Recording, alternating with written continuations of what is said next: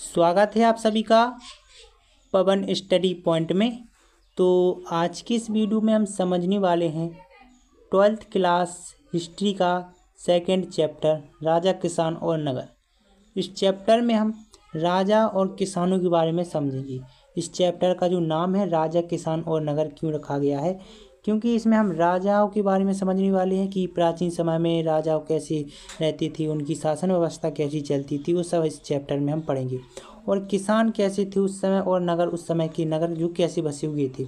तो एनिमेशन के थ्रू इस चैप्टर को हम एक्सप्लेन करेंगे और अच्छे तरीके से समझेंगे। ठीक है, तो क्या था ना कि राजा, किसान और नगर।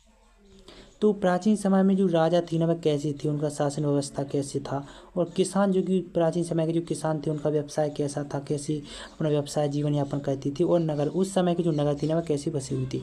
तो इस चैप्टर में हम राजा और किसान और नगरों के बारे में समझने वाले हैं। ठीक है, तो इसमें सबसे पहले क्या था ना, इस सभ्यता का जो समय काल है जो कि 600 ईसा पूर्व से 600 ईस्वी के बीच रखा गया है। ठीक है, और पिछली वीडियो में हमने समझा था हड़प्पा सभ्यता का जो समय काल था ना वह 2600 ईसा पूर्व से 1900 ईसा पूर्व तक माना जाता है। ठीक है, अब इस सभ्यता का जो समय काल था 2600 ईसा पूर्व से 1900 ईसा पूर्व, और जो कि राजा, किसान और नगर, इसका जो समय काल रहने वाला है 600 ईसा पूर्व से 600 ईस्वी के बीच रहने वाला है। ठीक है, अब इसमें हम पढ़ने वाले हैं वैदिक सभ्यता। अब वैदिक सभ्यता क्या है, तो वैदिक सभ्यता जो कि इसका समय काल 1500 ईसा पूर्व से 600 ईसा पूर्व तक माना जाता है। ठीक है, अब वैदिक सभ्यता का जो काल है ना 1500 ईसा पूर्व से 600 ईसा पूर्व तक माना जाता है। ठीक है, अब वैदिक सभ्यता क्या थी, तो वैदिक सभ्यता वैदिक सभ्यता मतलब कि जो पुराने समय की सभ्यता थी, जैसे मतलब वैदिक काल माना जाता है। जैसे इस समय के काल के बारे में जानकारी प्राप्त करने का जो साधन था ना वेद थे। मतलब वैदिक सभ्यता के बारे में जानकारी प्राप्त करने का जो साधन था वह वेद पुराण थी, मतलब पुराने समय की। ठीक है, तो 4 प्रकार के प्रमुख जो कि वेद प्राप्त हुए हैं, जैसे ऋग्वेद, यजुर्वेद, सामवेद और अथर्ववेद, जो कि 4 प्रकार के वेद माने गए हैं। ठीक है, तो वैदिक सभ्यता की जानकारी प्राप्त करने के लिए हमारे पास 4 वेद हैं। पहला ऋग्वेद, यजुर्वेद, सामवेद और अथर्ववेद। तो ऋग्वेद सबसे प्राचीनतम वेद माना जाता है। ठीक है, तो हमने क्या देखा कि वैदिक काल के बारे में जानकारी प्राप्त करने का हमारे पास जो साक्ष्य है, जो कि वेद हैं, जो कि 4 प्रकार के हैं, ऋग्वेद, यजुर्वेद, सामवेद और अथर्ववेद। ठीक है, अब जो अगला टॉपिक हमारा है प्रिंसिप और प्रियदर्शी क्या है। अब प्रिंसिप और प्रियदर्शी क्या है, अब प्रिंसिप जैसे कि James Prinsep East India Company के अधिकारी थे। James Prinsep East India Company के अधिकारी थे। इन्होंने 1830 के दशक में खरुष्ट और ब्राह्मी लिपि का अर्थ निकाला था। अब James Prinsep East India Company के जो कि अधिकारी थे, इन्होंने 1830 के दशक में खरुष्ट और ब्राह्मी लिपि का अर्थ निकाला था। ठीक है, और प्राचीन अभिलेख खरुष्ट और ब्राह्मी लिपि में ही लिखे गए थे। और प्राचीन जो अभिलेख थे ना वो खरुष्ट और ब्राह्मी लिपि में ही लिखे गए थे। अब अभिलेखों का अध्ययन आसानी से किया जा सकता है, जिससे कि भारतीय इतिहास के बारे में हमारी समझ और बढ़ गई है। अब क्या है कि अब अभिलेखों का अध्ययन आसान तरीके से किया जा सकता है, जिससे कि भारतीय इतिहास के बारे में हमें काफ़ी महत्वपूर्ण जानकारी प्राप्त हो सकती है। ठीक है, तो अगला टॉपिक हमारा क्या है, प्रियदर्शी। प्रियदर्शी क्या है, प्रियदर्शी का क्या है, सुंदर मुख वाला व्यक्ति। प्रियदर्शी का मतलब क्या है, सुंदर मुख वाला व्यक्ति। अब सुंदर मुख वाला व्यक्ति से तात्पर्य क्या है कि जैसे देव प्रिय, मतलब देवताओं का प्रिय।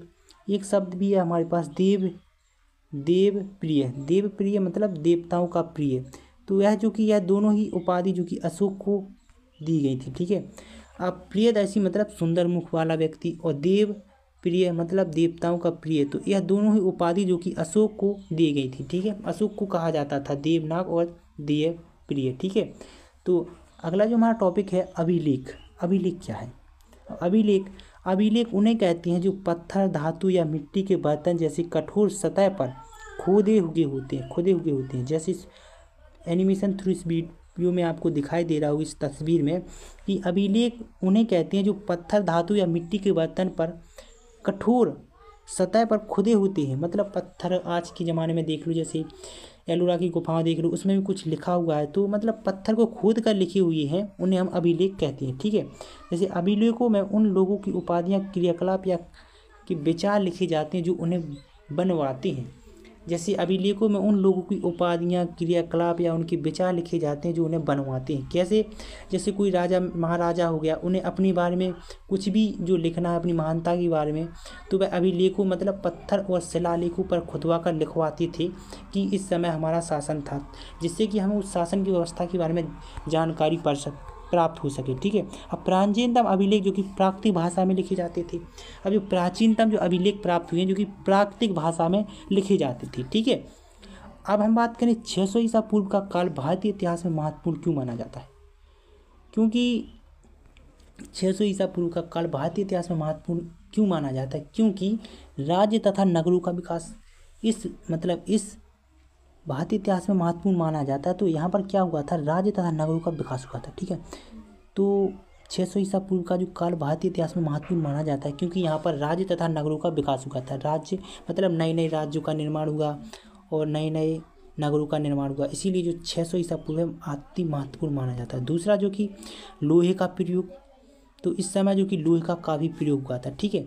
अब बात करें हम तीसरा मतलब सिक्कों का विकास, मतलब 600 ईसा पूर्व में सिक्कों का भी काफ़ी विकास हो गया था। अब चौथा जैन तथा बौद्ध की रचना तथा धर्म का विकास भी हुआ था। ठीक है। तो चौथा जैन तथा बौद्ध रचना तथा धर्म का विकास भी यहाँ पर हुआ था। ठीक।